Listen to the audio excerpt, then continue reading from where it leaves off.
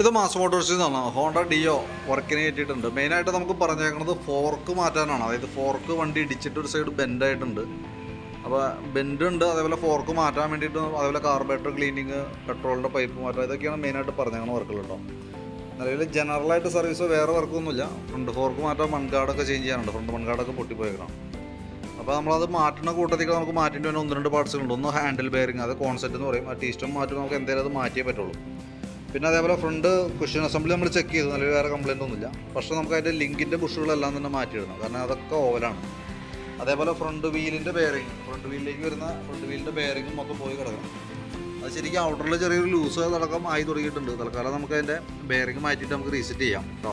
അത്യാവശ്യം നല്ല രീതിയിൽ തന്നെ ഡാമേജ് ഉണ്ട്.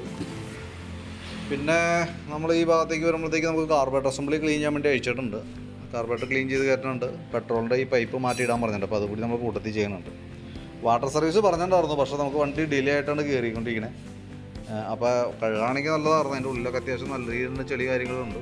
അതുപോലെ തന്നെ ഫ്രണ്ടിലെയും ആ മൺകാട് ഇല്ലാത്തതുകൊണ്ട് തന്നെ അതിൻ്റെ ഉള്ളിലേക്ക് ചെളി അടിച്ച് കയറിയാണ് നമുക്കും അറിയാൻ പറ്റും. ഈ ഭാഗത്ത് ഈ കാണുന്ന മൊത്തം ചെളിയാണ്. പക്ഷേ നമുക്ക് സമയമില്ലാത്തതുകൊണ്ട് അത് തൽക്കാലം സ്കിപ്പ് ചെയ്തുകൂടാണ്. സമയം ഉണ്ടെങ്കിൽ നമുക്കത് ക്ലിയറായിട്ട് ചെയ്തു പോകാറുണ്ട് കേട്ടോ. അപ്പോൾ ഞാൻ ബാക്കിയത്തെ ഇപ്പം നിലവിൽ വേണ്ടി വരുന്ന പാർട്സുകൾ, ഷോക്ക് അബ്സർ, ഫോർക്ക്, അതേപോലെ തന്നെ ഫ്രണ്ടിലെ ബുഡ് സെറ്റ്, ഇതെല്ലാം അടക്കം നോക്കിയിട്ട് ഒരു എസ്റ്റിമേറ്റ് വാട്സാപ്പിലേക്ക് ഇട്ടേക്കാം. നമുക്കൊന്ന് റിപ്ലൈ ആവും. ഫ്രണ്ട് ഫോർക്ക് അസംബ്ലിയുടെ റേറ്റ് എന്ന് പറയുമ്പോഴത്തേക്ക് നമുക്ക് 2678 നമുക്ക് ഫോർക്കിന് മാത്രം വന്നിട്ടുണ്ടാവും. പിന്നെ ബുഷ്, ബെയറിങ്, കോൺസെപ്റ്റ് ഇതെല്ലാം അഡീഷണലാണ് വന്നത്. അപ്പോൾ ഡീറ്റെയിൽസ് വാട്സാപ്പിലേക്ക് ഒന്ന് സെൻഡ് ചെയ്തിട്ടേക്കാം. ഓക്കെ.